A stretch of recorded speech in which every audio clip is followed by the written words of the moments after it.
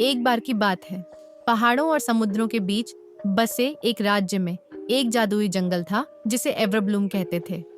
यह जंगल कोई साधारण जगह नहीं था। कहते हैं कि इसे पहली परी रानी ने जादू से बनाया था।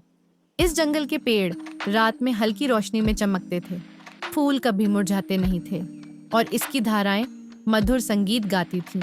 एवरब्लूम के पास के गांव में एक दयालु लड़की रहती थी जिसका नाम लिली था। वह अपनी प्यारी मुस्कान और जानवरों के प्रति अपने प्रेम के लिए जानी जाती थी। एक दिन जंगल के किनारे घूमते हुए उसने देखा कि एक छोटी सी चमकती हुई प्राणी कांटेदार झाड़ियों में उलझी हुई थी। वह एक परी थी। ओ, कृपया मेरी मदद करो, परी ने रोते हुए कहा। मैं औरी हूँ, एवरब्लूम की रक्षक। मेरे बिना जंगल की सारी जादुई शक्ति खत्म हो जाएगी। लिली ने बड़ी सावधानी से औरी को झाड़ियों से बाहर निकाला, जो अब सुनहरी रोशनी से चमक रही थी। धन्यवाद, औरी ने कहा, लेकिन मेरी जादुई शक्ति कमजोर हो गई है। एक दुष्ट जादूगर ने मेरी जादुई छड़ी जंगल के भीतर छिपा दी है। उसके बिना मैं न तो एवरब्लूम की रक्षा कर सकती हूँ और न ही इसके प्राणियों की। लिली, जो निडर और जिज्ञासु थी, ने मदद की पेशकश की। औरी ने, हालांकि वह कमजोर थी, उसे एक चमकता हुआ लॉकेट दिया। यह तुम्हारा रास्ता दिखाएगा, उसने कहा, लेकिन ध्यान रखना, जादूगर ने रास्ते में कई जाल बिछाए हैं।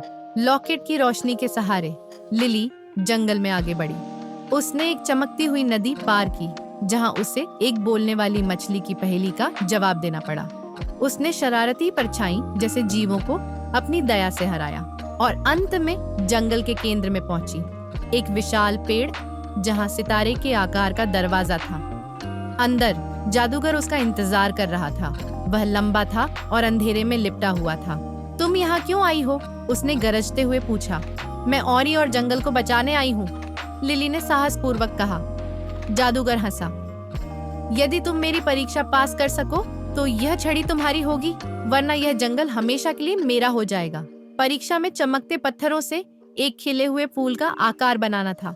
समय कम था और लिली थोड़ी घबरा गई, लेकिन उसे अपने गांव के बगीचे के फूलों के पैटर्न याद थे। स्टेडी हाथों से उसने ठीक समय पर पहेली को हल कर लिया। जादूगर ने गुस्से में गरजते हुए कहा और छड़ी रोशनी की चमक के साथ प्रकट हो गई। लिली ने उसे उठाया और औरी के पास दौड़ पड़ी। छड़ी वापस पाकर औरी सूरज की तरह चमकने लगी। जादू की छड़ी घुमाकर औरी ने जंगल की सारी जादुई शक्ति बहाल कर दी। फूल और भी सुंदर हो गए, धाराएं और जोर से गाने लगी और पेड़ हवा में झूमने लगे।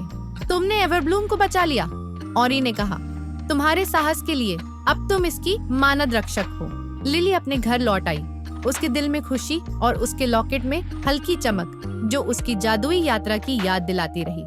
और उस दिन के बाद एवरब्लूम और भी अधिक खिल उठा, हर उस व्यक्ति का स्वागत करते हुए जिसके दिल में दया और साहस हो। समाप्त।